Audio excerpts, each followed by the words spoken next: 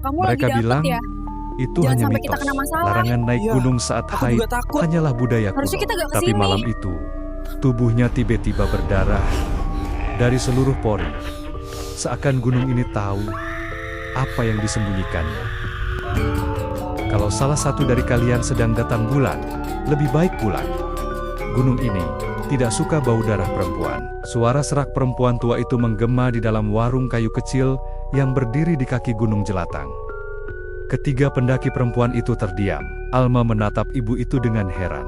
Fanny mengernyit, lalu terkekeh kecil, seolah mendengar lelucon basi. "Bu, kita naik gunung. Bukan masuk gua keramat," ujarnya sambil menyambar sebotol minuman energi. Tapi si ibu tidak tertawa. Ia menatap tajam ke arah Alma, dan itu membuat dada Alma terasa sesak. Karena hanya Alma yang menyembunyikan kenyataan. Ia memang sedang datang bulan. Gunung Jelatang tidak setinggi Gunung Gede atau Prau, tapi terkenal akan suasana mistisnya. Kabutnya turun sejak sore, dan suara burung tidak pernah terdengar. Banyak yang menyebut itu bukan tempat alam biasa. Alma, Fanny, dan Siska tiba hari Kamis sore. Rencana mereka adalah mendaki esok pagi, berkemah semalam di pos 3, lalu turun Sabtu pagi. Mereka bertiga satu komunitas pendaki, dan baru kali ini mencoba gunung ini karena tertarik dengan pemandangan puncaknya yang dikelilingi hutan cemara rapat. Ibu itu lebay. Zaman sekarang masih percaya mitos kayak gitu, kata Fanny. Saat mereka beristirahat di homestay base camp, Siska hanya mengangguk sambil memainkan ponselnya. Tapi Alma tak bisa berhenti memikirkan tatapan ibu warung itu. Ia merasa si ibu tahu sesuatu, atau merasakan sesuatu darinya. Sejak tadi perutnya juga terasa berat, lebih berat dari biasanya saat haid. Esok pagi, mereka memulai pendakian. Langit mendung tipis. Jalur tanah merah mendaki perlahan ke tengah hutan pinus. Aroma tanah basah dan kabut menyelimuti jalan setapak. Beberapa kali, Alma menoleh ke belakang. Entah kenapa, ia merasa seperti ada yang mengikuti. Pos 1 hingga pos 2 berjalan lancar. Mereka sempat beristirahat dan makan siang di dekat aliran sungai kecil. Tapi saat Alma hendak membuang pembalutnya, ia terkejut. Sungai itu berubah warna jadi kemerahan. Ia mengucek mata, berkedip keras, dan air sungai kembali normal. Ia gemetar, tapi tak mengatakan apa-apa.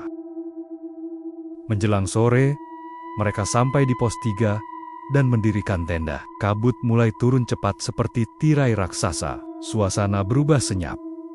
Burung tidak ada, serangga pun diam. Lo dengar suara cewek nangis gak sih? Tanya Siska, tiba-tiba.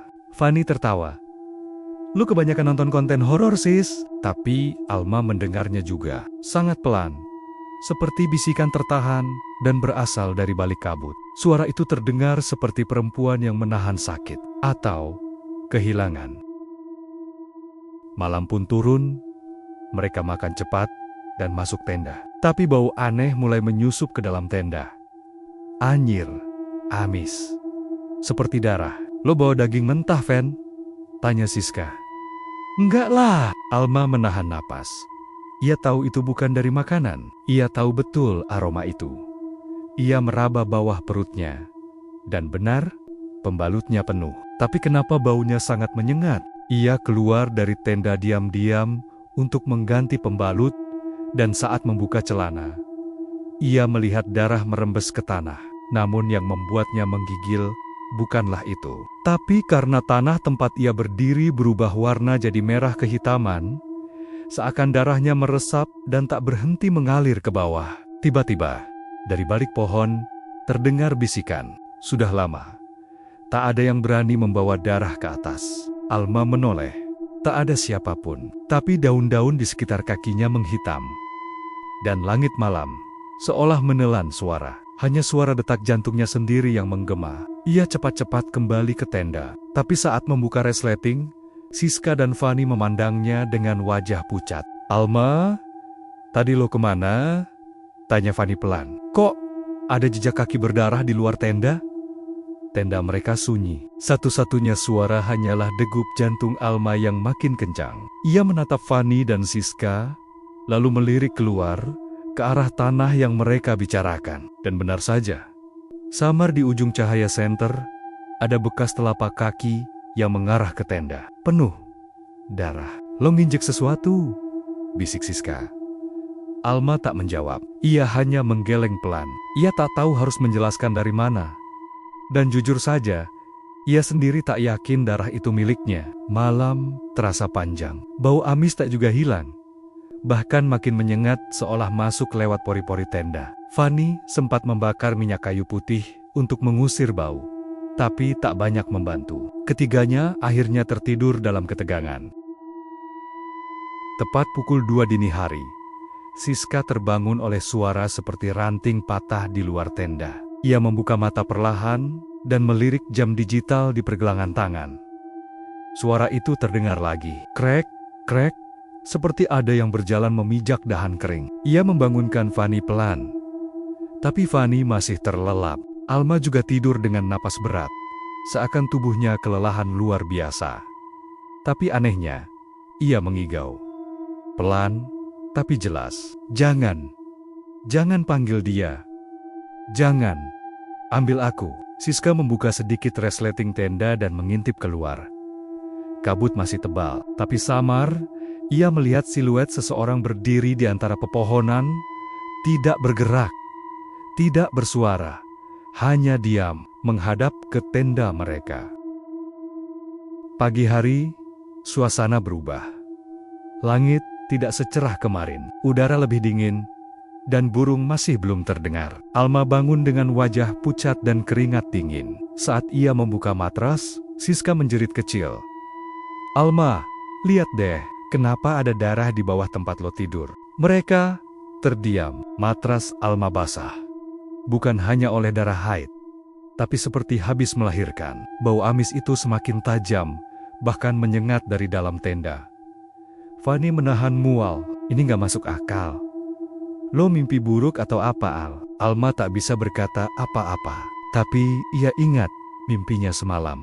Ia berada di dalam gua gelap. Di sana, seorang wanita tua sedang mengiris perutnya sendiri, mengambil rahimnya, lalu menggenggamnya seperti sesajen. Di sekelilingnya, puluhan tengkorak kecil tersusun rapi. Dan wanita itu berbisik, siapapun yang membawa darah ke tanah ini harus memberi pengganti. Ketika mereka mencoba sarapan, Fanny tersedak dan memuntahkan makanan. Ia memegangi hidungnya. Mimisan hebat, darahnya menetes deras. Bukan seperti mimisan biasa. Ia tampak pusing dan gemetar.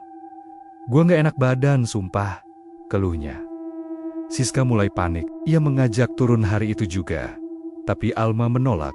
Kalau kita turun sekarang, lewat jalur yang kemarin, kita cuma akan muter di situ-situ aja. Ujarnya pelan. Gua mimpi. Jalurnya hilang. Fanny dan Siska menatap Alma. Wajah mereka menyiratkan pertanyaan besar. Apa sebenarnya yang terjadi? Siang itu, mereka mencoba menyusuri jalur turun. Tapi, benar saja, dalam waktu 1 jam, mereka kembali ke titik awal. Tenda mereka sendiri.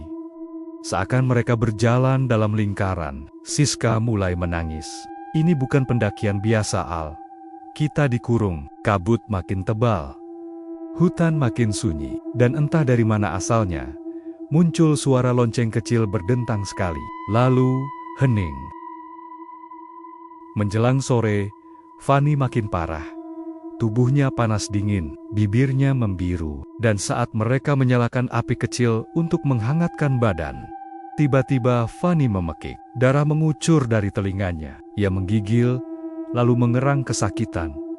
Menekan perutnya sendiri sambil berteriak. Ada yang nyeret keluar dari dalam gue. Alma dan Siska berusaha menenangkannya. Tapi sia-sia. Tubuh Fanny kejang-kejang, lalu lemas. Mata Fanny terbuka, tapi tak fokus. Nafasnya pendek. Siska mencoba mencari sinyal HP, tapi tak ada sinyal sama sekali. Seolah-olah gunung ini memutus mereka dari dunia luar. Malam kembali datang, suhu turun drastis. Alma dan Siska kini menjaga Fanny yang tampak tak sadarkan diri. Tapi saat kabut mulai masuk ke sela-sela tenda, bau amis kembali datang. Kali ini, lebih menusuk. Alma membuka resleting tenda sedikit dan melihat sesuatu yang membuatnya nyaris pingsan. Di tanah depan tenda mereka, ada 2 jejak kaki berdarah, kecil, seolah milik anak-anak, berjalan ke arah mereka, tapi tidak ada siapapun. Siska melihat juga dan gemetar. Ada yang datang malam ini, Al. Kita harus pergi atau menyerahkan sesuatu. Alma memegang perutnya. Dan ia sadar, ada yang bergerak di dalamnya. Malam itu, hujan tak turun, tapi dari langit, sesuatu yang menyerupai tetesan darah perlahan merembes dari sela-sela kabut. Alma memandang keluar tenda, lalu menengadah. Sinar senter menunjukkan titik-titik merah lengket jatuh ke tanah dan menyerap dengan cepat, membuat daun-daun menghitam. Astaga, itu bukan hujan, gumamnya dengan suara gemetar. Siska hanya duduk bersimpuh, memeluk lutut, menangis pelan. Tubuh Fanny masih tergolek lemah, tapi sesekali ia menggeliat, mengerang, dan mengoceh hal-hal tak jelas. Tiba-tiba, dari mulutnya keluar satu kata, "Gua, Rahim." Alma dan Siska saling pandang. Kata itu muncul lagi. Fanny menggumamnya sambil tersenyum. Dengan mata kosong, "Dia datang dari dalam. Dari gua Rahim, tempat darahmu disimpan, tempat kutukan dilahirkan." Kabut makin tebal hingga menembus kain tenda. Semua menjadi basah dan lembab. Suhu menusuk tulang, tapi lebih dari itu, Alma mulai mendengar suara lirih perempuan menangis, seperti dari dalam tubuhnya sendiri.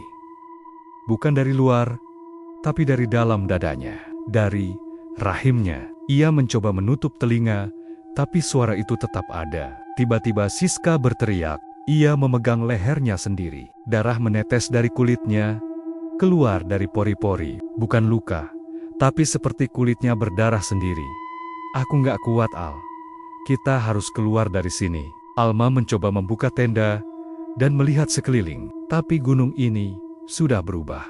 Jalur yang kemarin mereka lewati hilang, berganti dengan barisan pohon mati dan tanah gelap yang tak lagi padat. Lebih mirip daging membusuk. Langkah mereka memunculkan suara gemeretak, seolah menginjak tulang. Tengah malam, mereka melihat cahaya merah dari kejauhan, seperti api yang tak menyala, hanya berpendar. Mereka mendekat, dan di sanalah mereka menemukan gua itu. Gua Rahim. Pintu gua dipenuhi lukisan aneh. Simbol perempuan, darah, rahim, dan wajah-wajah tanpa mata. Aroma besi dan darah memenuhi udara. Dindingnya seolah bernafas, bergerak pelan seperti perut yang mengandung. Dan di dalamnya terdengar suara yang mengerang pelan. "Darahmu, milikku."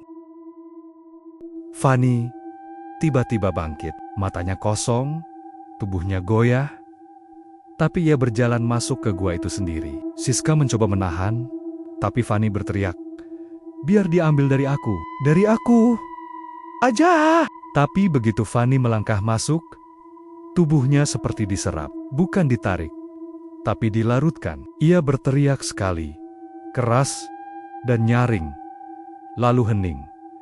Hanya bercak darah yang tersisa di mulut gua. Siska berteriak histeris. Alma mematung, napasnya berat, rahimnya terasa panas. Ia merasa ada sesuatu yang tumbuh dalam tubuhnya. Bukan bayi, bukan penyakit, tapi entitas. Mereka lari sejauh yang mereka bisa, tapi gunung seperti menertawakan mereka. Hutan terus berubah, jalur berputar, suara jeritan terdengar dari balik kabut, tapi tak ada yang bisa diikuti. Siska jatuh, tubuhnya berdarah dari matanya. "Aku nggak bisa lihat, Alma. Aku buta." Alma memapahnya, tapi langkah mereka terhenti di sebuah batu besar dengan ukiran simbol yang sama seperti di gua tadi. Dan di bawah batu itu ada tulang pinggul manusia. Banyak, semua perempuan, semua kecil.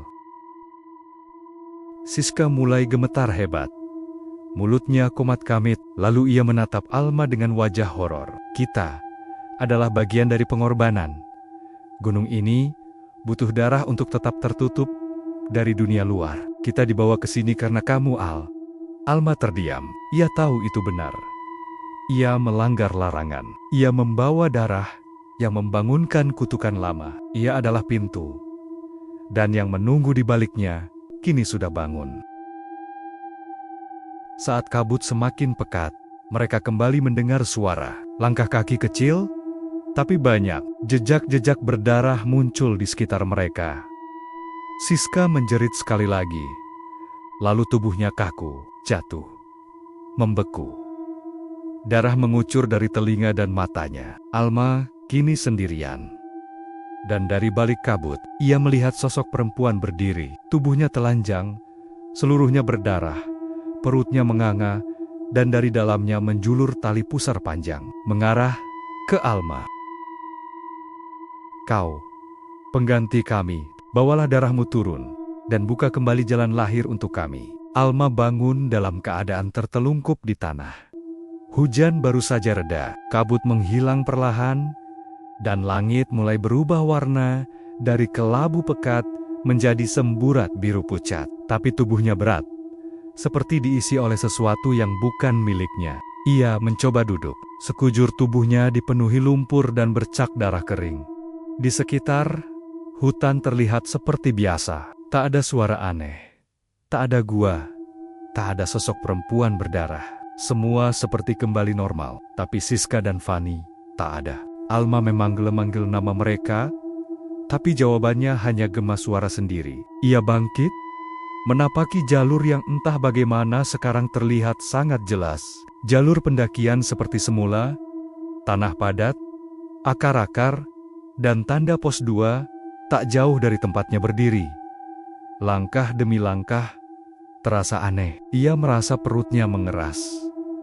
Seperti hamil, tapi lebih dari itu. Kadang ada gerakan dari dalam, kadang seperti dentuman kecil. Bukan tendangan bayi, tapi lebih mirip cubitan dari dalam rahim.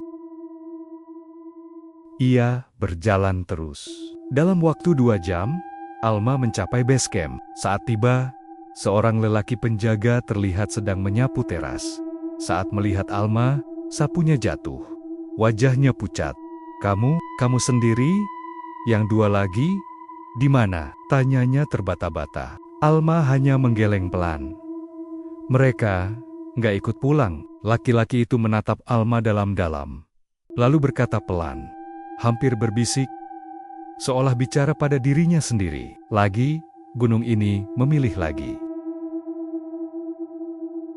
Alma dijemput keluarganya dan langsung dibawa ke rumah. Ibunya menangis melihat keadaannya yang lemas dan penuh luka. Tapi yang paling aneh, selama perjalanan pulang, Alma tak bicara sepatah kata pun. Ia hanya diam, menatap kosong ke jendela. Dan ketika malam tiba, ibunya mendengar sesuatu. Suara air menetes. Ia mengikuti suara itu ke arah kamar mandi. Tapi ternyata bukan dari sana. Ia menyusuri lorong, dan suara tetes itu semakin keras saat ia berdiri di depan kamar Alma.